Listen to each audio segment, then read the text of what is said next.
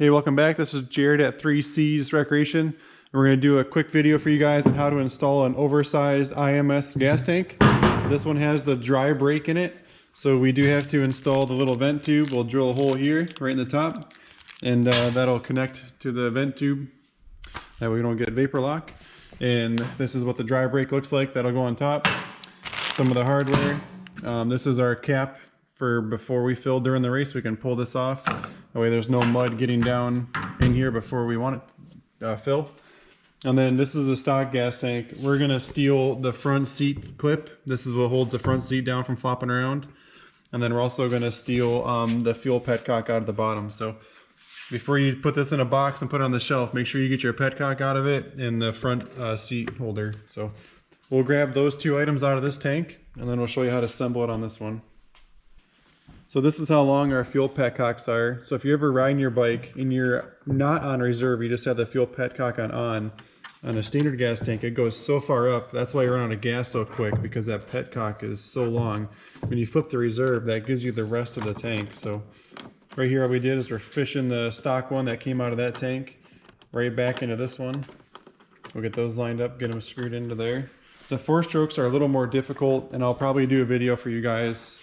I want to do, on that bike, the fuel filter inside the gas tank. I'll do one. That's a 4-stroke sitting there. So keep an eye out for our channel. We do a lot of videos on different stuff. This bike, we've filmed almost everything that we've done to it.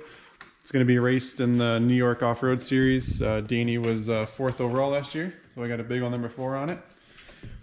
And so that's on. And you're going to use all your stock bolts out of here as well to hold the shrouds on. So we'll end up stealing these out next, because we have our race graphics that we're gonna throw on this bike. So what we're gonna do next is we're gonna drill the hole in the top of this for the fuel vent.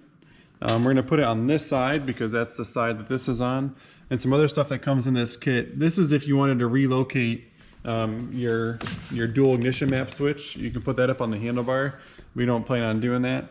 And then this we won't use either, because it's meant to go on the top of the frame rail, but Beta's upgraded and they're now installing these on there. So we're not going to do that. So the next thing we'll do, we'll just turn the hole on the top of this thing.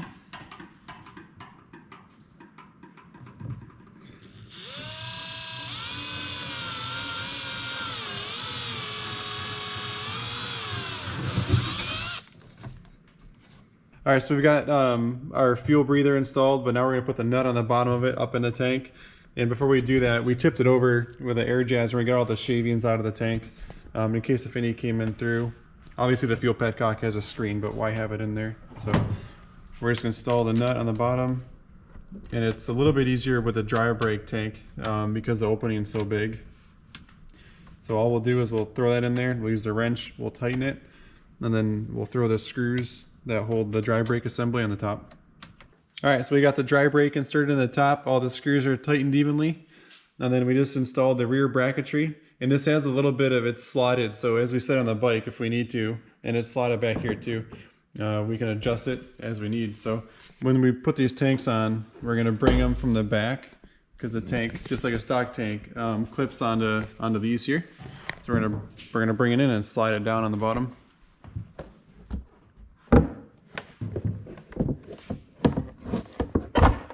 Kind of comes down in. Oh yeah. We got the bolt for that in the back. And it's just an 8mm.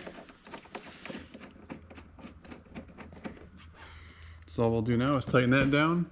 We'll hook our vent line up over here. We'll obviously cut this down because it's way too long at this point.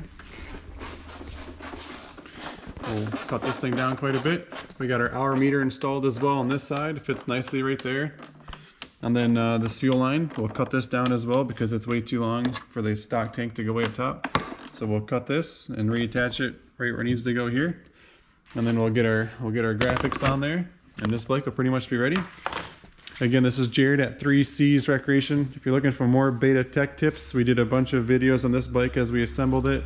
We also have other bike videos we've been working on, so stay tuned and thanks for watching.